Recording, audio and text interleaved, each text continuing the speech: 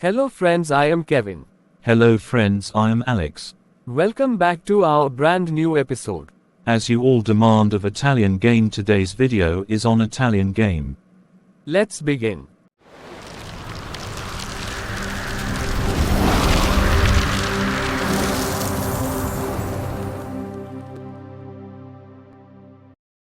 The Italian game is one of the oldest and most classical openings in chess, dating back to the 16th century. It's known for quick development, central control, and potential for sharp attacks or smooth positional play. Basic moves of the Italian game: 1. A4 E5 2. Knight moves to F3, knight moves to C6 3. Bishop moves to C4. At this point, white is aiming to control the center and prepare for kingside castling.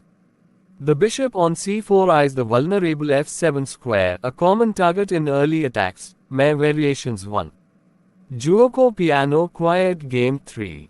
BC5. Both sides develop calmly, leads to solid, strategic play with options like C3 and D3 Evans gambit, aggressive line 4, B4. White sacrifices a pawn for rapid development and attacking chances. 3. 2 knights defense team. NF6 more tactical and sharp. If white plays 4, NG5, it leads to wild lines. Typical plans for white: play C3 and D4 to grab center space. Castle kingside quickly, aim to pressure the F7 pawn with pieces. Typical plans for black: counter with NF6, D6, and castle. Hold the center with D6 or prepare. D5 breaks, mirror development while staying solid. Famous players who used it: Gioacchino Greco, Paul Morphy, Bobby Fischer, and Magnus Carlsen have all played the Italian game with success.